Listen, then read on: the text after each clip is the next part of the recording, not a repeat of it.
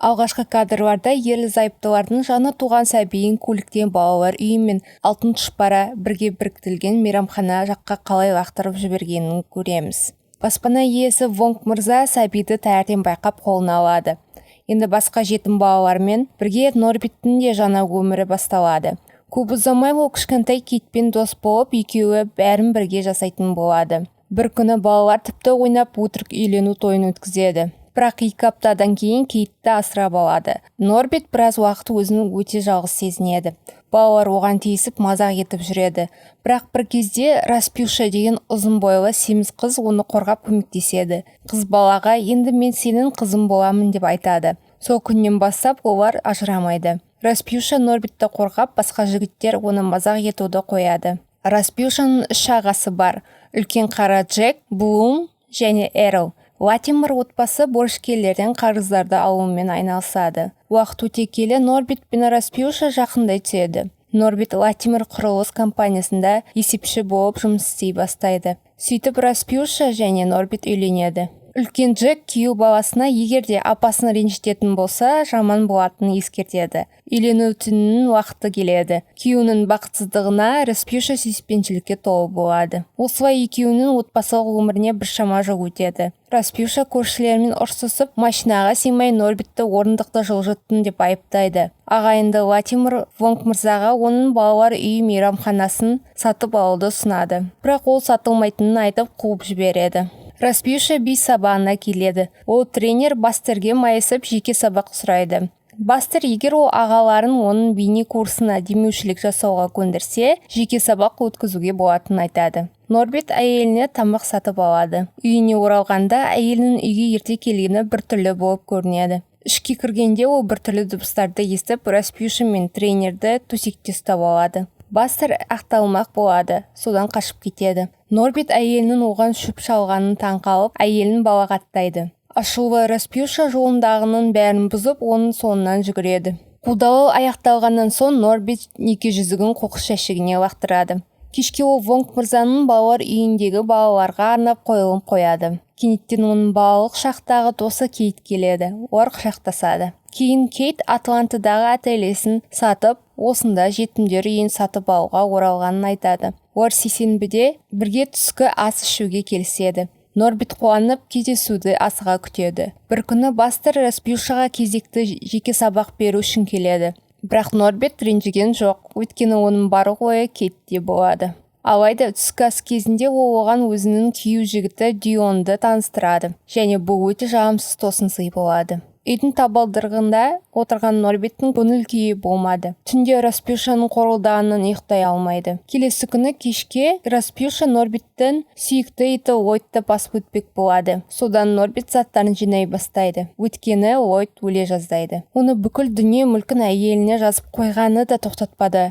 Өйткені өзімшіл жүрегі жоқ әйел. Содан Распюша өзінің жүкті екенін айтады. Бұл жыл сайынғы қалалық пикник күні болатын. Дион шаруалары бар екенін айтып, Кейтті жалғыз қалдырады. Норбит әйелінің досына қатты ұялса да таныстырады. Кейтпен танысқаннан кейін ол күйеуін қызғанады. Содан ол жүктілікті газбен шатастырғанын айтады. Кейт Латимер ағайындыларға жақындайды. Өйткені ол сатып алмақшы болған балалар үйін жөндеу туралы олардың құрылыс компаниясына хабарласқысы келетіндігін айтады. Ол ағайындылардың да балалар үйіне жоспары барын білмейтін. Норбит Кейтпен билеп жүргенде Распюша оны мазақтаған балалармен соғысып жүреді. Күйеуін сұлу Кейтпен бірге көрген ол қатты ашуланып, колонканы қағып жібереді. Норбит ауруханада оянып, оған Кейт келеді. Осы уақытта Латимер ағайындылар Дионға келеді. Ол балалар үйіне ақша салғысы келмегендіктен Кейтке ештеңе айтпастан кетіп бара жатқанын айтады. Дегенмен Латимер оған бірге әрекет етуді ұсынады. Өйткені мейрамханада алкогольге лицензиясы бар. Егер сатып алуға мүмкіндік болса, көп ақша таба алатындықтарын айтады.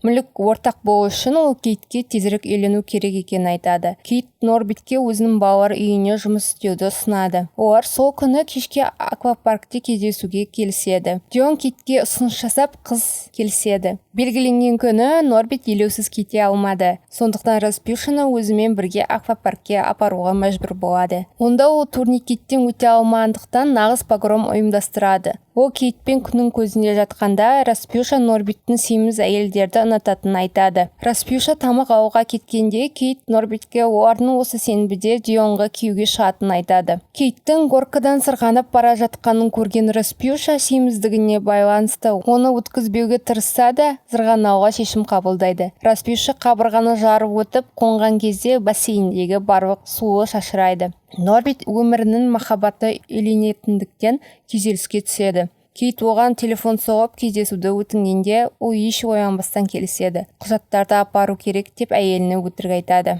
Норбит пен Кейт күні бойы бірге көңіл көтеріп, соңында велосипед тебуді үйренеді. Тойға дайындық қызу жүріп жатады. Кейт сұлулық салонына барған кезде Распюшамен кездеседі. Ол Норбиттің тек өзіне тиесілі екенін айтады. Латимерлар Норбитке қағаздарға қол қою үшін бүгін Кейтпен кездесуді бұйырады. Норбит бұл спирттік ішімдіктерді сатуға лицензияны беру туралы келісімі екенін білмейді. Кешке олар мейрамханада кездеседі. Кейт еш ойланбастан қағаздарға қол қояды. Осы уақытта Распюшаға ағасы пицца келіп, Норбиттің Кейтпен кездесуі туралы айтып қалады. Психологиялық қысымға шыдай алмаған үлкен жігіт бәрін мойындайды. Распюша бірден күйеуін іздеуге шығады. Норбит Кейтке үйлену анттарын қайталауға көмектесіп жатқанда шыдамай Кейтті сүйеді. Оларды Распюша көреді. Кейт эмоцияға беріліп қашып кетеді, бірақ Норбит Кейтті қуып жетеді. Кейт Норбиттің сүйгенін қалағанын айтады. Распюша үйінде күйеуін күтіп, одан жауап алады. Содан кейін терезеден Норбитті лақтырады. Ол Норбитке егер Кейтпен кездессе, қуыршаққа қышқыл құйып, Кейтке не болатынын анық көрсетеді. Дион қалыңдығына алкоголь сатуға лицензияға неге қол қойдың деп ұрсады. Кейт сөйлесу үшін Норбитке келеді. Распюшаның оларды тыңдап тұрғанын білген Норбит Кейтпен балалар үйі қызықтырмайды деп қызды қуып жібереді. Распюша оның сөздерін растап, Норбит оны тек келісімшартқа қол қою үшін арнайы азғырғанын айтады. Түнде Норбит жайлап үйден қашып бара жатады. Көшеде ол Вонг мырзаны кездестіреді. Ол оқушыны қаладан кетпеуіне көндіреді. Өйткені бары қиындықтардан қашып құтыла алмайтындығын айтады. Сондай-ақ жұма күндері хат кешке келетінін еске салады. Конвертті ашқан Норбит Латимерлардың не қалайтынын енді ғана түсінеді.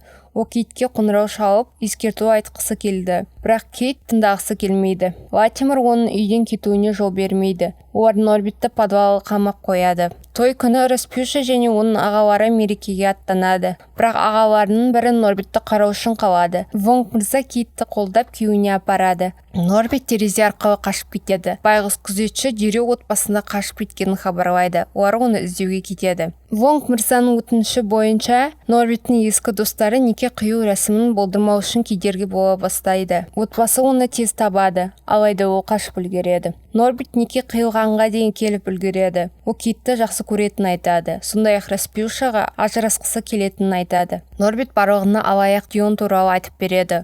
Ол бұрынғы 4 некеден жақсы табыс тапқан. Норбит дәлел ретінде мұнда бұрынғы әйелдерін шақырады. Норбит Латимерлар отбасынан қашуға асығады. Жаппай төбелес болады. Бұл отбасының көптеген құрбандары Норбитке көмекке келеді. Бірақ күштер әлі де тең болмады. Содан кейін Вонг мырза араға түсіп, Распюшаның көтеніне жебені лақтырады. Латимер отбасы қашады. Енді Норбит пен Кейттің бірге болуына ештеңе кедергі болмайды. Балалар үйі оларға өтіп, олар бұл жолы шынайы үйленеді. Латимерлар Мексиканың бір жеріне қоныстанады.